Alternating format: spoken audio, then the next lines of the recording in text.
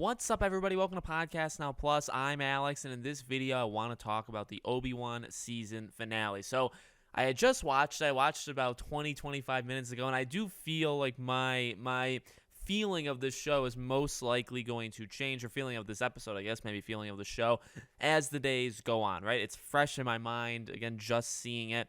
I have some positives, I have some negatives, and we have some stuff to talk about. So, if you had to ask me point blank right now, now it could change tomorrow once I think, because I'm sure I will be thinking about this episode quite a bit. If you ask me tomorrow, it could change, but if you ask me right now, I would say overall I definitely enjoyed this episode quite a bit.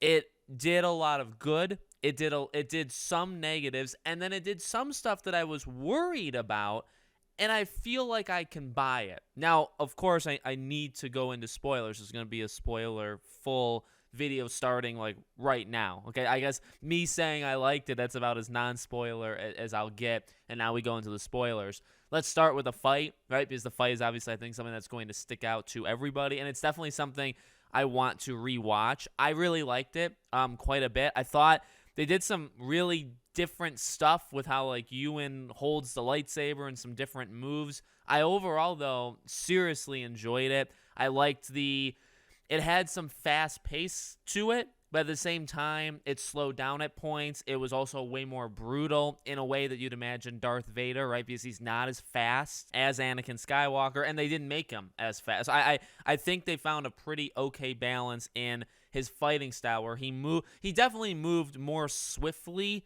in both of the last episode and this episode, right? When he's dodging Reva, right? He's doing like Matrix dodges.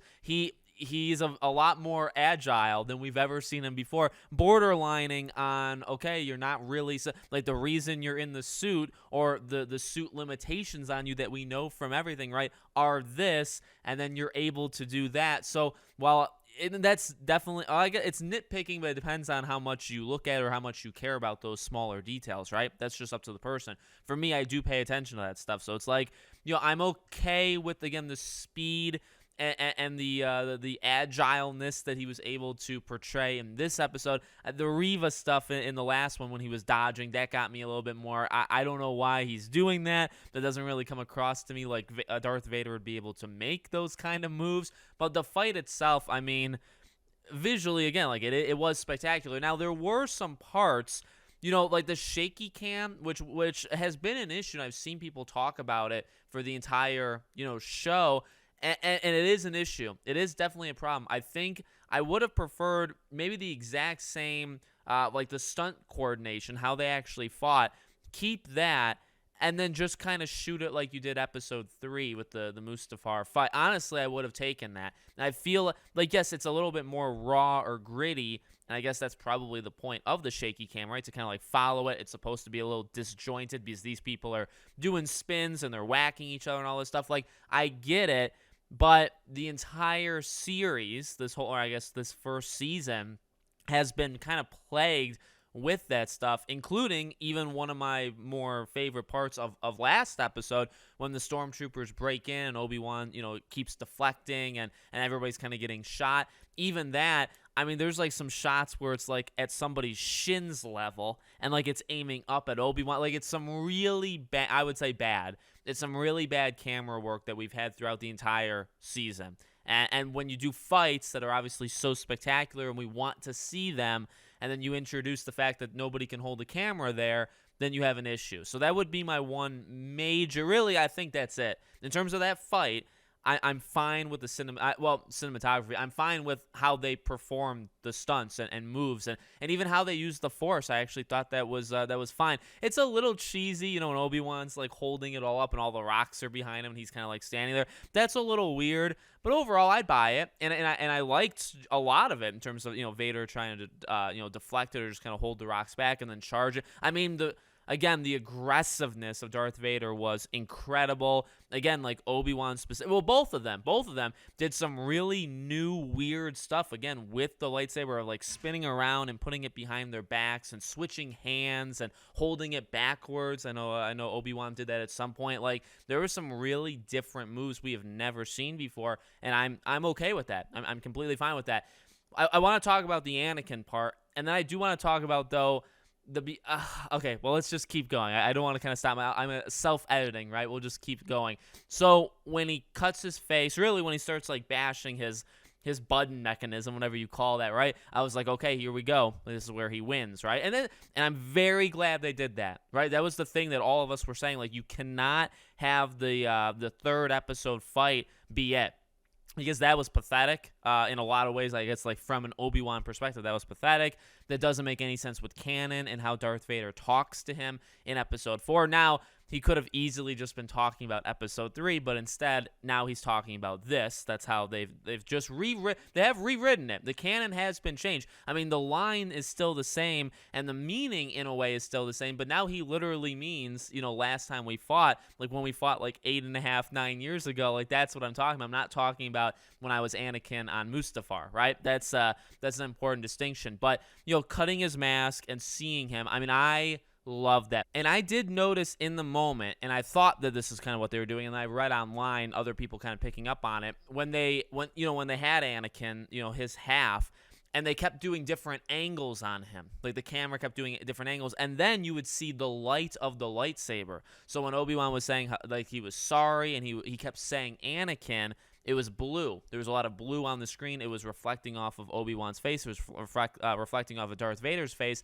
And then when Anakin starts to say, like, you didn't kill Anakin, like, I killed Anakin, and then it got red. It reflected his lightsaber.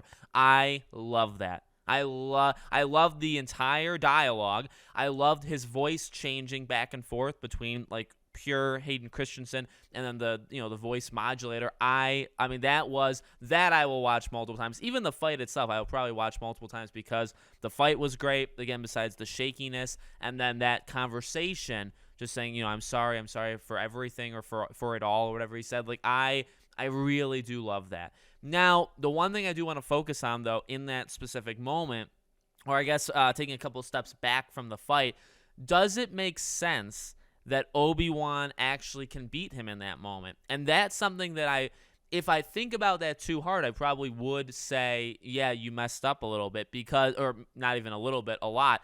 Obi-Wan's like power raising throughout the season has been pretty odd, right? He starts as a complete loser who's turned his back to the Force and all that stuff, and it takes him an incredibly long time. Where in Episode 3, when he's fending off Darth Vader, I mean, like, he knows how to hold a lightsaber, but that's kind of it, right? He literally, he's much, much slower. He's much, much weaker. He doesn't have any kind of moves to him. He doesn't really use the Force, right? So, but then after that, like, he's slow. I think Episode 4 is the one. It's Episode 4 when he stops the water when they're doing that. So I think, he uses the Force a little bit more in that. There is somewhat of a build-up, but I just think there's a difference, okay? There's a difference between stopping water and then in the 5th episode when he's, deflecting bullets that normally, like, their aim isn't that great anyway, right? So he's deflecting bullets from them, the stormtroopers. I think there's a difference between that and then fighting Darth Vader at, like, kind of his prime. Kind of like, I feel like Darth Vader gets weak. He's going to get older and a little bit slower as time goes on. And that's like, so you're telling me that a fully powered, yes, an overly aggressive, still a naive, right? Because he's still got that Anakin in him, but he's still very powerful. And I don't think he was, like, being cocky or any, like, well, like, obviously there is, again, that over-aggressiveness to him, but in terms of, like, underestimating how good Obi-Wan can be, I really don't think that happened in that fight in this episode. You know what I mean? So it's like, and Obi-Wan turned it up to that's kind of my biggest problem. Is like, it's not like Obi-Wan was still like half powered. He turned it back up to 11. I mean, I don't think the way he fought now would have worked fighting Anakin in episode, like the ending of Episode 3, but he fought kind of differently, still very fast, still like new moves, using the Force in new ways. Like, he jumped power levels very quickly. So again, I know I'm badgering on about that, but that, in terms of like a lore or canon or even what the show itself was trying to tell us, I don't know how much I believe that Obi-Wan could flip the switch that quickly and become so powerful that he actually could, and he defeated him. In fact, if Obi-Wan wanted, he could have killed Anakin right there. There was nothing stopping him. The thing is, or Darth Vader, that is the thing. And I actually do like that, because it does still show how much he cares. It shows he still literally cannot do it, right? Where it's like, he may, if he didn't cut his mask, he may have killed Darth Vader. Like, he may have chopped his head off or stabbed him or whatever. Like, he may have done that finishing blow. But when he saw Anakin in him, and then he started talking to him as Anakin, it's like he's obviously, you can't kill him. So I actually like that. It's just that power level. And then I did like, I believe he says goodbye Darth, right? Because when he says like Anakin's dead, I killed him, then that's, then my friend is truly gone. I like that. So, Darth, because that's what he calls him in episode 4. You're a master of evil, Darth. So I like that they kind of threw that in. I like the hello there to Luke at the end. I guess obviously I spent so long on that. The weakest part of the episode obviously was anything Reva, much like the entire series has been. I didn't like it. I mean, we knew this was going to happen. I think so many people, there were leaks saying it was going to happen, slightly different, but there were leaks that said it, and then everybody kind of immediately knew, like in episode 1 or 2, right? Like where it's going. It was about as horrible of a bait and switch, like as obvious of a bait and switch that she's going to have a change of heart right at the end as possible. It's not necessary. I don't want a show with her. They probably will do a show with her. That's the rumor at least, right? So not even worth talking about. That was weak.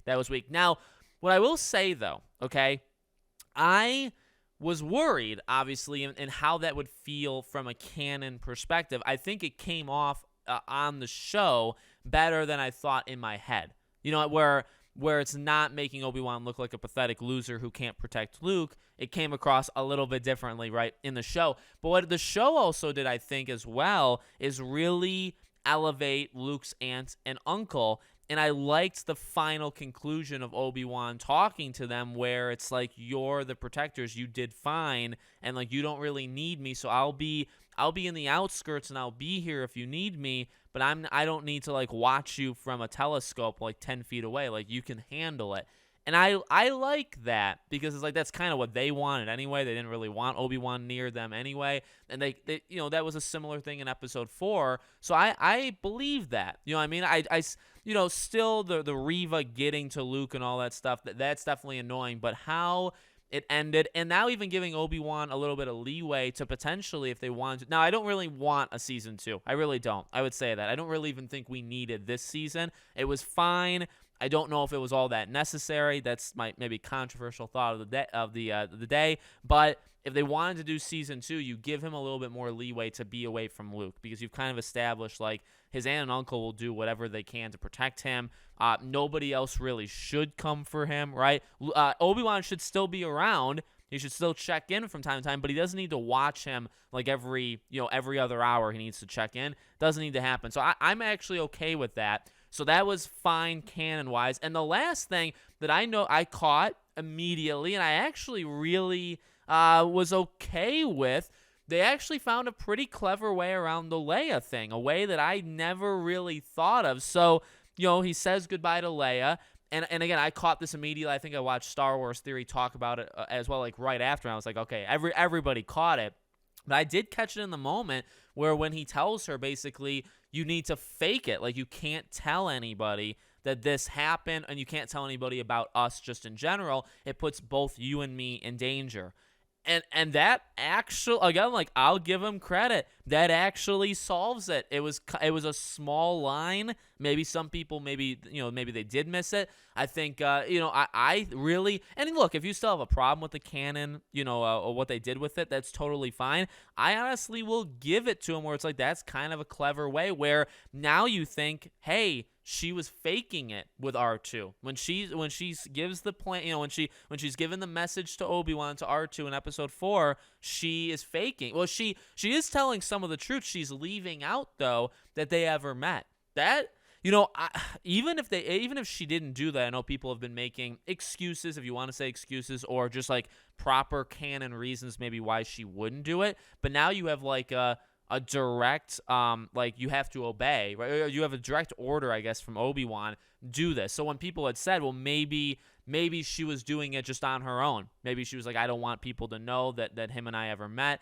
so I'm going to not say that, when I'm giving the message to R2. Now you actually have more backing for that. In fact, you have full backing because Obi-Wan literally said, like, don't say it. So you could imagine that's fine. Like, she knows who Obi-Wan is. Maybe they meet again. Maybe they don't. Maybe, when he says goodbye to her there, the next time he sees her, is at the Death Star, right? Or I mean, well, in that situation, like that's fine because now we know, okay, she purposely is not going to tell anybody that they ever met or anything about the two of them. I'm okay with that. I really am. So that was like my biggest. I think that was everybody's or most people's biggest concern of like how do you make that Leia and Obi-Wan thing work if it didn't seem like they ever met each other in 4.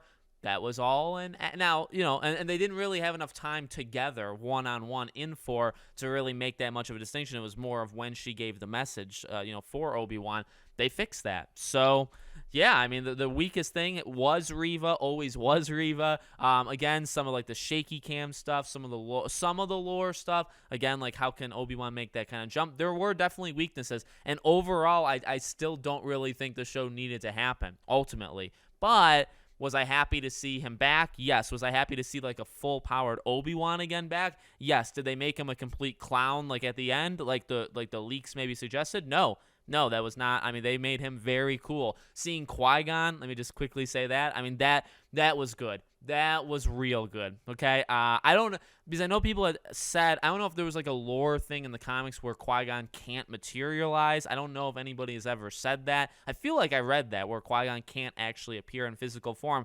If that's true, then obviously that's not, they don't care about that. They're going to do it their own way. But I'm fine seeing him. I think and I also kind of like, the message, like you weren't ready to see me. Basically, now you are. Let's go. Like we have a journey together. Love it. Loved seeing Liam Neeson back. That was incredible. That really got me. I know I got Star Wars. I saw Star Wars. I think he cried over it, which is awesome. I mean, these things have emotional impact on people, and that's good. It should. Otherwise, then the whole thing is for nothing. But I was really happy to see Qui-Gon as well. So let me know what you guys thought. I can do more videos on this if you guys like it. Let me know what you think. Make sure you guys are subscribed, bell icon turned on, and I'll see you all on the next video.